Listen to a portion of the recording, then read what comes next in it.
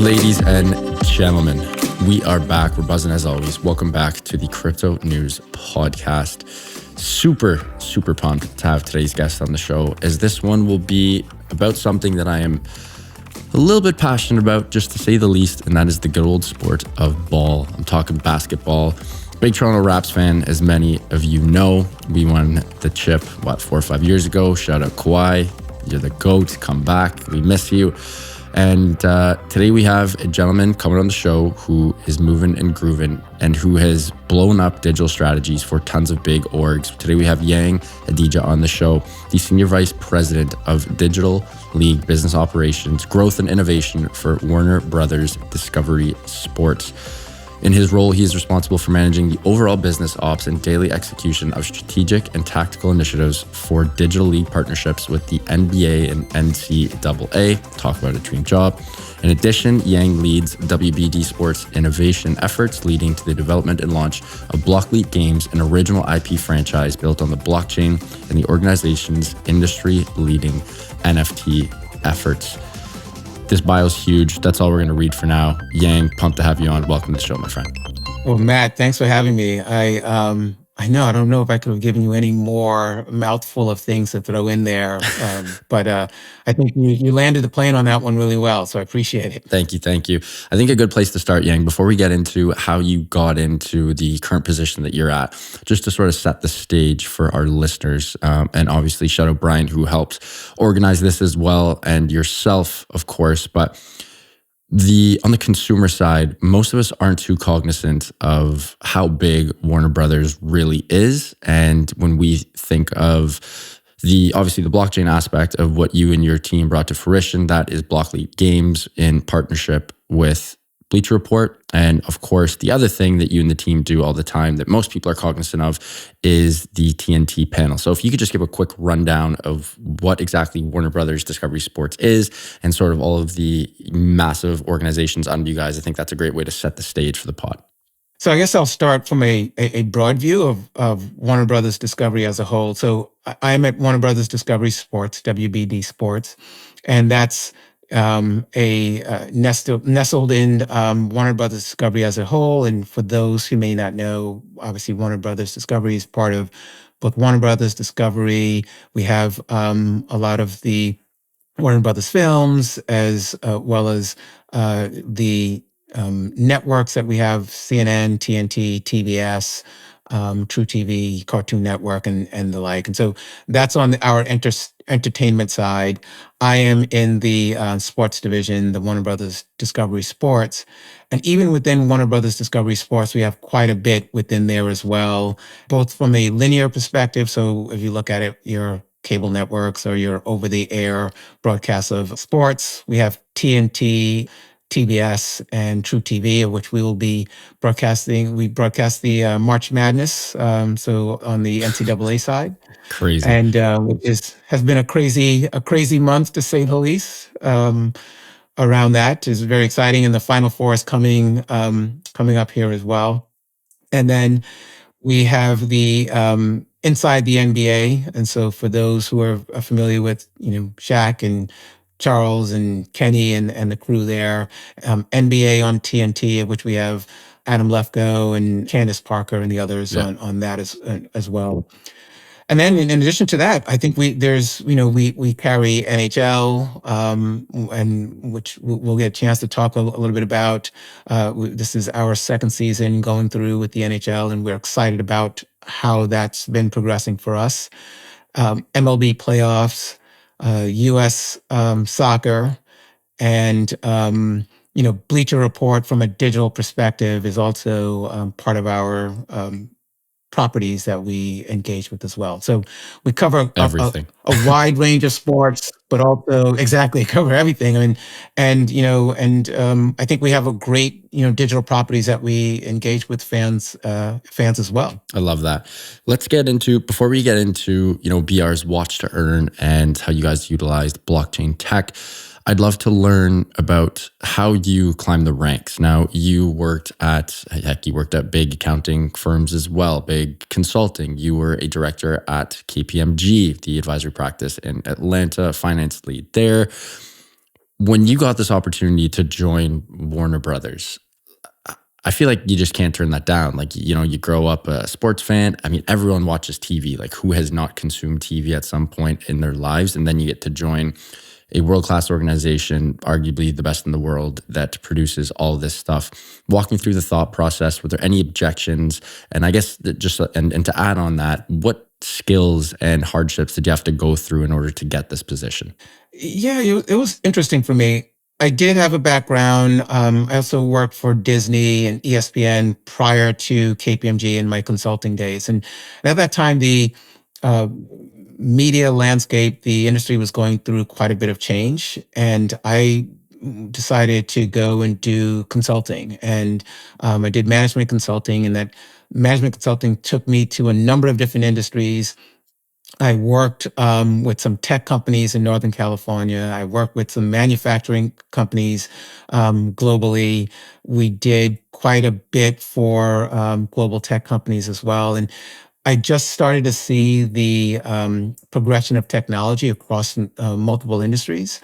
And, with my background in media, I started to see that this was something that was coming for or occurring in the media landscape as well. And this was, early Netflix, even prior to Netflix becoming sort of the size that it is, about where the media industry was starting to evolve to.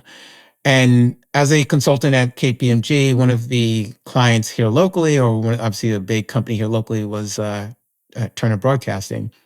And originally, I was hesitant to re-enter sort of the a large media company, because I didn't want to be in a place where they were going to be stagnant and doing something, and not progressing to where I thought where I was seeing technology evolve. And to their credit, they asked me to come in. I was responsible for managing a lot of the large partners, distribution partners that we had, but they wanted to know, and they wanted someone that was going to come in and talk through about how do we start to plan conversations with the new players in the space, which Right. included Netflix, Hulu, and some of the others.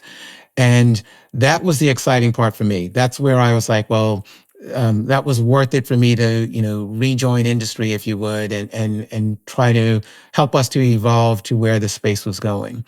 I think we did a great job, but just like any other company that's going through, seismic changes in the industry, it's a tough thing to do. And if you're familiar, if your listeners are familiar with the innovator's dilemma, the challenge is most of your revenue, most of your, partners, your structure is based in, I'll call it the old way of doing business, while the smaller but new and potential, growth opportunities are in the new space.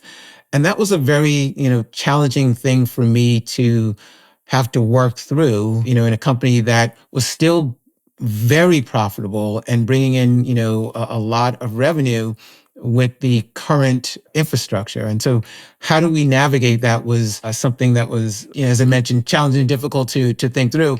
But the great thing is that I think the divisions and departments within Turner and now Warner Brothers Discovery, we did have departments and divisions that were building out digital assets and digital products, which brought me over to the sports side of the business and allowed me to continue to partner with great companies like the NBA and the NCAA to figure out how do we continue to progress along those lines. So I came in with sort of certainly historical knowledge of the business, but I was also a bit of a, you know, saber rattler. I kind of rattled the cages of trying to move us forward into, You have to. where things are going to go. And It's tough though, like if it ain't broke, don't fix it, right? So just like you said, you're coming into an organization that is a literal money printer, and you're, rattling everyone's cage going, hey guys, we're going to have to do this.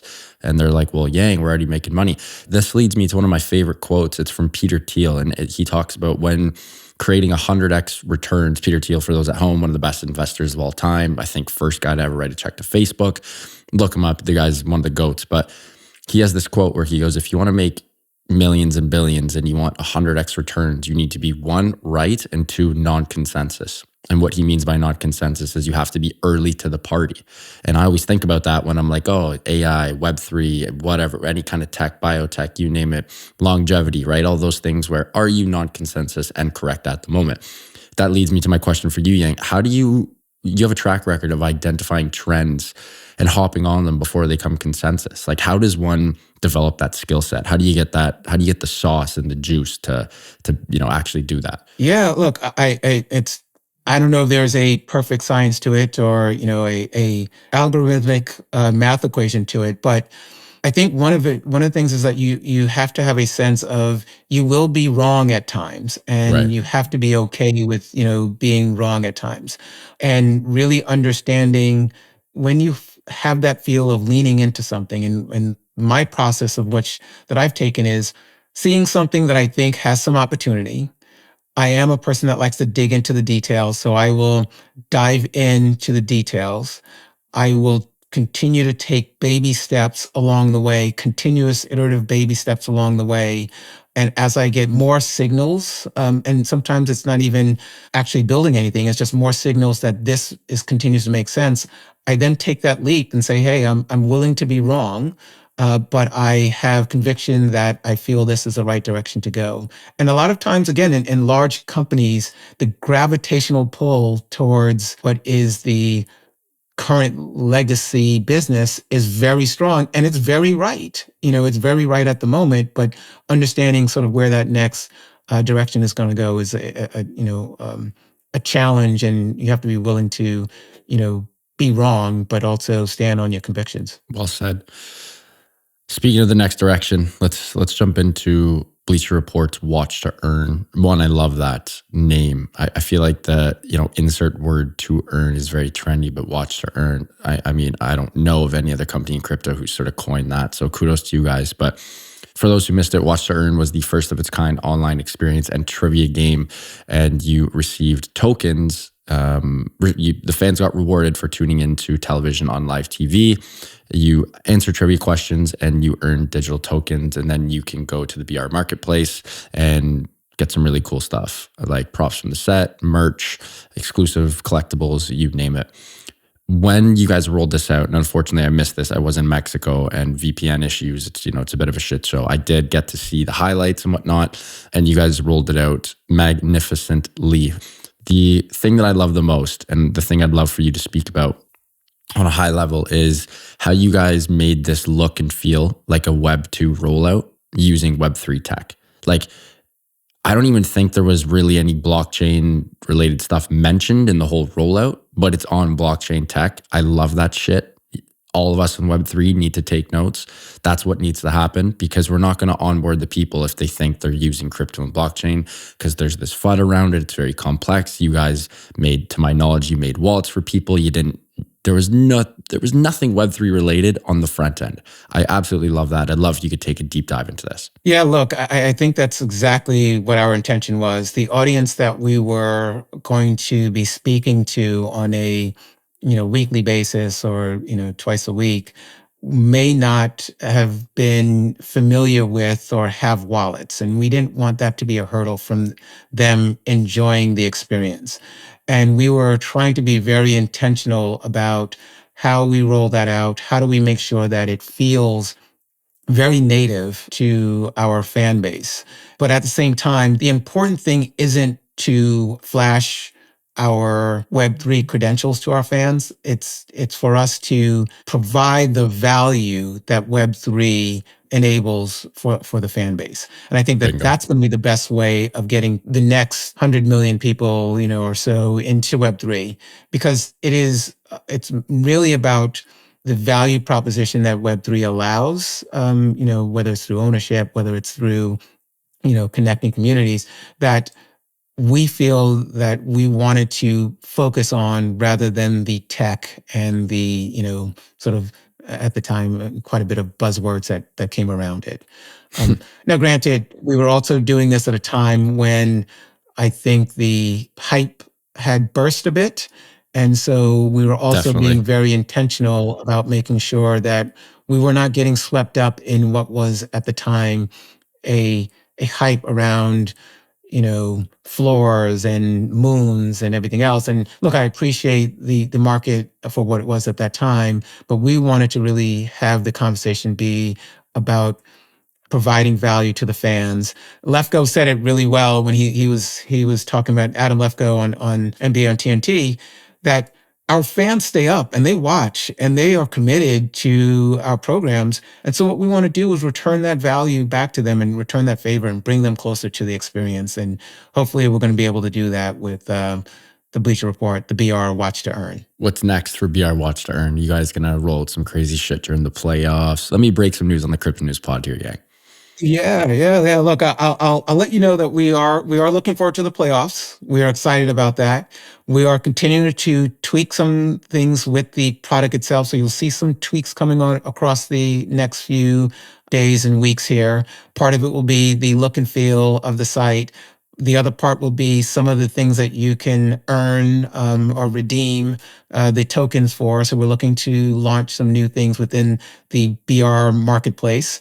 And the other is that we're thinking about the gameplay. Right now, it's trivia questions. You'll go in, you get trivia questions, you answer some trivia questions, you get tokens. We're looking to expand that experience as well. So over the next few weeks here, we are hoping that we can put some things in. Playoffs are coming around the corner here, so that's it's getting really close. That's true. Yang, walk me through the end goal. Maybe not end goal because that's such a far-fetched and forward-looking question. But in a perfect world, how would you want to see this play out? And I'll jump in before you, and I'll just, if my feet were in your shoes, I feel like creating some type of viral can't miss game, right? Where every time you're watching the TNT broadcast and you have the BR Watch to Earn comes on, you're just like, I need my ass needs to be in chair or in couch so I don't miss this opportunity. That's, again, on my end, perhaps I'm completely not in the same yacht as you and missing the boat, but on my end, I'm like, that's what I would see. And also to provide a shit ton of value, right? You just talked about how your fans are staying up till 1 a.m. on the East Coast, catching those 10 p.m. Lakers games or Suns games or whatever the case may be. And you want to give them some value back. But what is the end goal with BR Watch to Earn? Yeah, look, you nailed it. I mean, that's really what we want to do. We want to have sort of a dual value exchange. You're coming in, you're watching. We want you to want to come in and watch more because we're dropping Easter eggs, around questions or gameplay that, if you miss it, you miss the opportunity to get the ultimate tokens and prizing from that. And so that's the engagement. That's the excitement we want to create around that.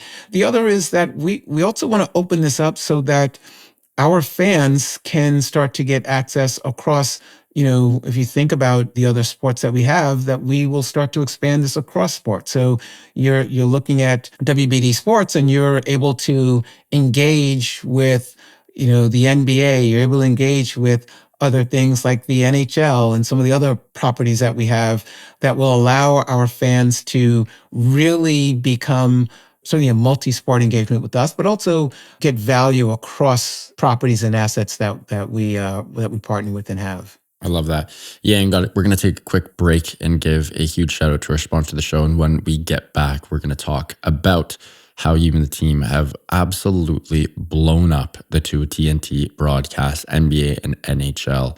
I'm a diehard hockey fan, so I can't wait to get into this one as well. Huge shout out to Prime XBT, our sponsor of the show. The Crypto News team loves the team at Prime XBT. We've been partners for a long time, and they are the best in class as they offer a robust trading system for both beginners and professional traders. It doesn't matter if you're a rookie or a vet, you can easily design and customize your layouts and widgets to best fit your trading style. They are also giving an exclusive promotion for listeners of the Crypto News podcast. The promo code is CryptoNews50. That is CryptoNews50 to receive 50% of your deposit credited back to your trading account. You can use this bonus as you see fit. Again, the promo code is CryptoNews50. That is CryptoNews50, all one word, to take advantage of this offer and receive 50% of your deposit credited to your trading account. And now back to the show with Yang.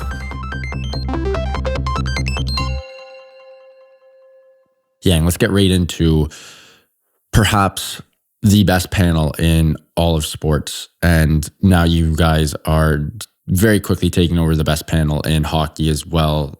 My beloved Toronto-based Sportsnet and TSN panels are slowly and quickly rather losing market share to the TNT panel. It's just so much more fun on Wednesday nights. You guys ask the players hilarious questions.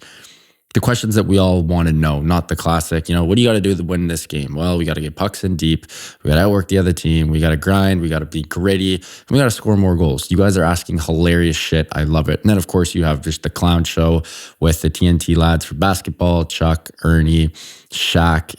I don't even know how you guys give them such a long leash, Chuck talking about ladies in San Antonio. Like, it never ends. It's hilarious. But by two-part question here, Yang. One, how do you guys blow them up so much on social media? It seems every time I go through a scroll on any social media platform, it's there. That's numero uno. And numero dos, how do you rein them in? How do you find that fine line with giving them such a leash and letting them let it ride?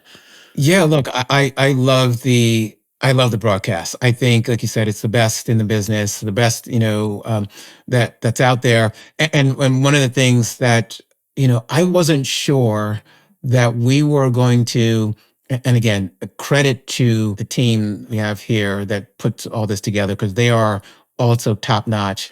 But I wasn't sure that we were going to be able to translate that magic that we had for the NBA to the NHL. I was like, oh gosh, trying to recreate something.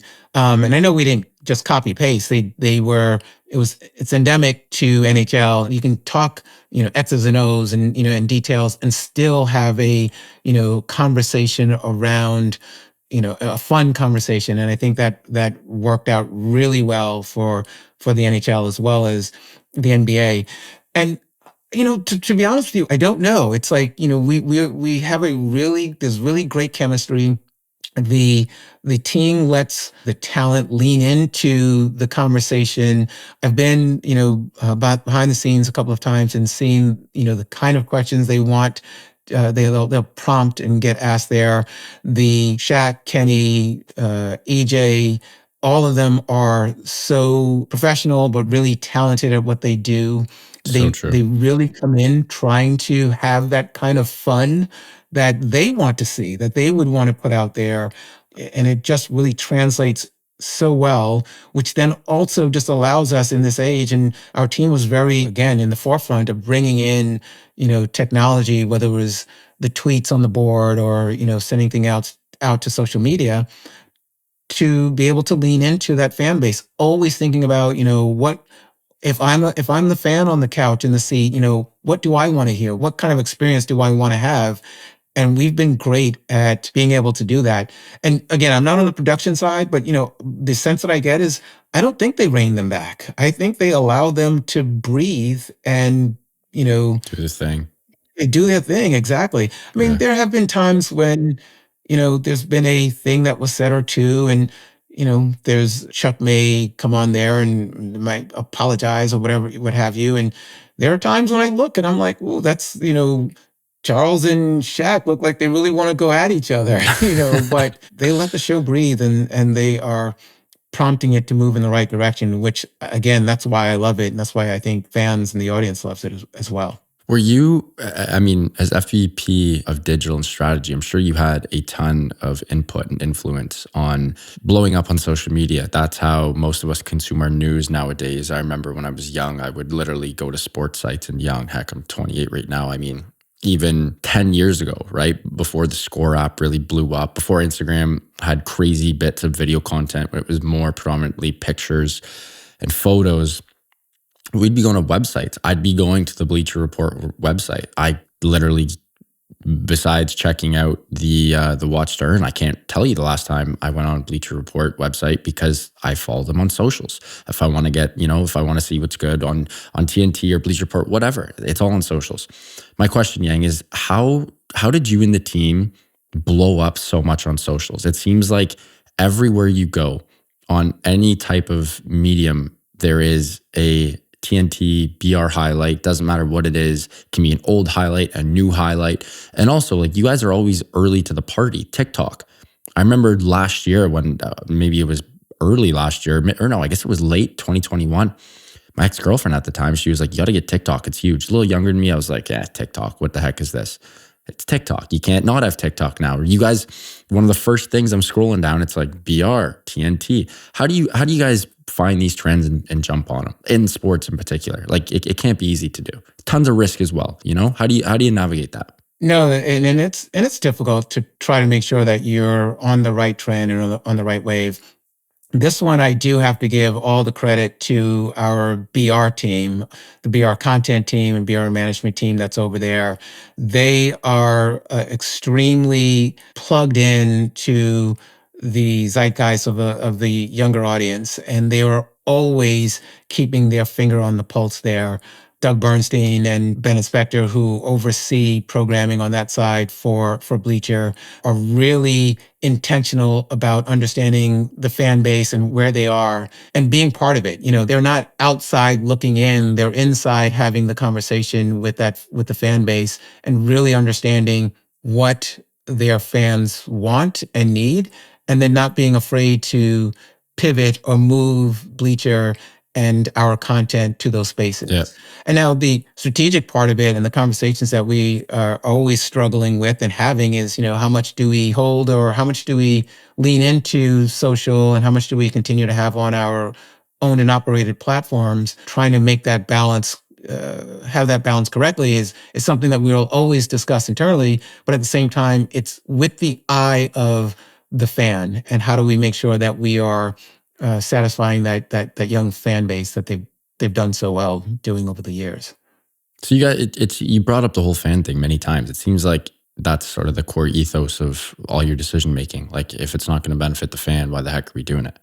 Absolutely. Absolutely. I mean, look, if you think about even, WBD Sports and the breadth of how we reach the fan base, we reach them digitally, which I think gives us the opportunity to be a bit more flexible and a younger audience. Yeah. But we also reach them from a cable perspective, which, as you can imagine, probably doesn't Huge. lean as young.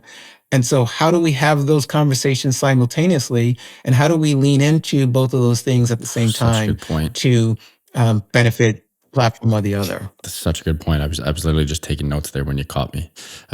Yeah, that one is definitely not going to leave the head. Let's get into some hot takes and fun stuff here.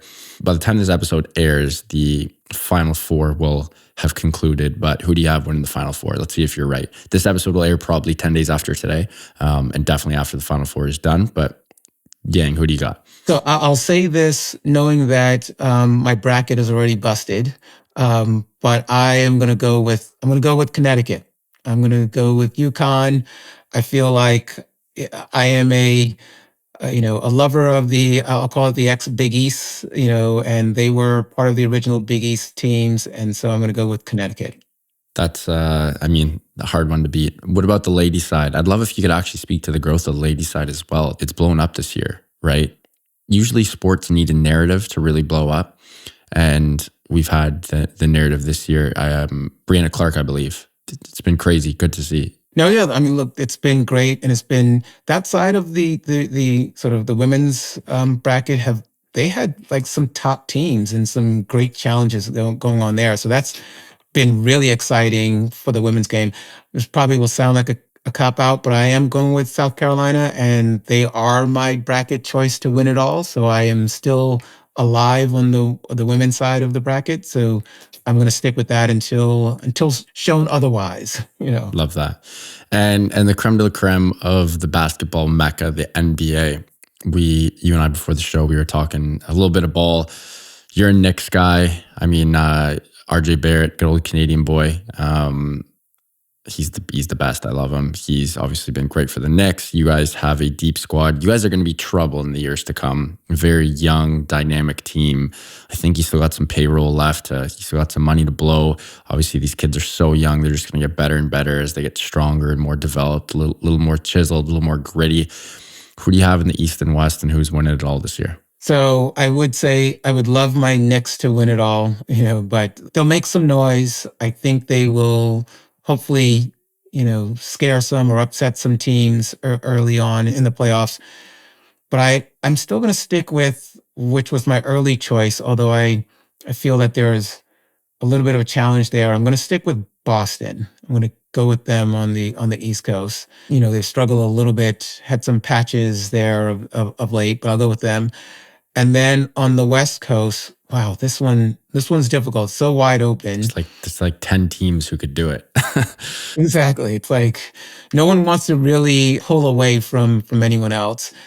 But I will say that I think if healthy, well, Kevin Durant just came back. I think it was last night. Last night, yeah. I think the Suns will do it if Kevin Durant is healthy. But the dark horse for me on that one is a healthy Lakers team. I think that they can make some Yeah. noise too. So it'll be interesting on that side as well. Yeah, the parity in the West is crazy. One thing that, as a hockey fan, that I wish the league did is replicate the NBA's strategy of putting a magnifying glass on the players and always creating that water cooler talk, right? Like the amount of big trades that happen in the NBA is crazy. Like Kevin Durant getting traded a couple times in 5 years, Westbrook being traded almost every year. The storylines are insane, but more specifically, the way they magnify the players. I forget who said this, but famous quote, but people care about people more than they care about teams. And an easy way to look at that is like on social media, right? You look at how many followers does the Laker have? 10. How many followers does LeBron have? 100 mil, right? There's just little things like that where it's like people can connect more with a person than they can a team. And you really got to market the players. And this is something that I wish the NHL would do. Obviously, there are other reasons why they've been number 4 in the big 4 sports for so long. The barrier to entry, it's such an expensive sport. So many people in the States don't give a crap about it. The rules are a little whack. It's not that easy to follow. I get it. But I just love how the NBA markets their players so well. You got the red carpet walking up to you got the fashion show every game. I absolutely love that. I'd love to know what your thoughts are on the NBA marketing their players. Yeah, look, and so I didn't grow up. I grew up around the Rangers and the Islanders in New York, and I loved all sports, so I would play anything that I can get my hands on. But I didn't grow up as deep of a NHL fan as I did with obviously football and basketball, even baseball. However, particularly last year, because I went to the playoffs, the finals, and the sport, particularly in live, is just such a exciting sport to experience. And I think to your point about leaning into, and we've had a number of conversations internally here about leaning into the athletes and the players themselves so that they can be greater ambassadors for the sport, I think is a valid point. And we've had conversations around that to say, how do we do that? How do we partner with the NHL to drive the interest and the audience for that? And again, I think the way that the NHL on TNT show is done helps move it in that direction. And I think, like you said, we as people, and one thing that WBD does well is we tell stories.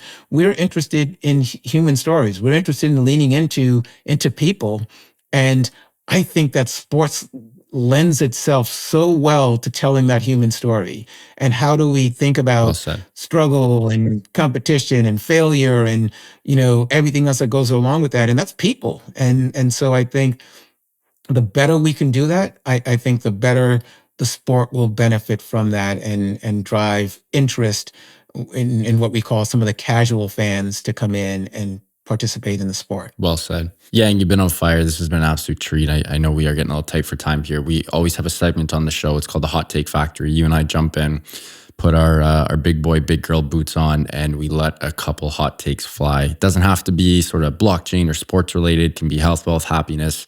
You can get real spicy, go into politics, space, AI, you name it. But give me a couple yang hot takes, some things that only really you believe in, whereas most other people do not. Give me a couple before we go.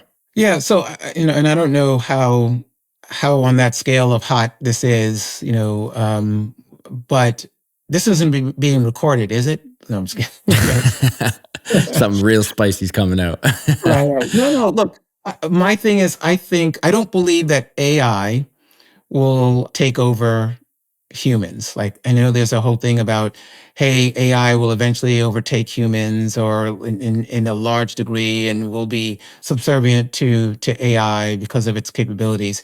Now, that doesn't mean I don't think it will take over quite a bit of jobs that we do. There'll be plenty of things, and that's happened completely over time. But I think that humans and people are irrational. In economics, we actually, it's built on the rational man, that we will do the rational thing. And in reality, we don't do the rational thing. Very true. We aren't always doing things in our self-interest. And if you think about things that we buy and purchase, we don't always buy the most economic thing. We will buy something because it has someone's name slapped on it, and we'll pay Yeah. extra for that. And we also are, because of that irrationality, and that irrationality changes so irrationally, if I'm going to use that again, or erratically, it is not something that AI will eventually do, because AI's algorithms and things play off of the history, they play off of logic, and humans, we don't always operate in that way, which creates a nemesis of sort of human life and where we go and what we want. And I think that that will always be a challenge that I don't think AI will be able to solve. Very well said. You and I are in the same yacht in that regard.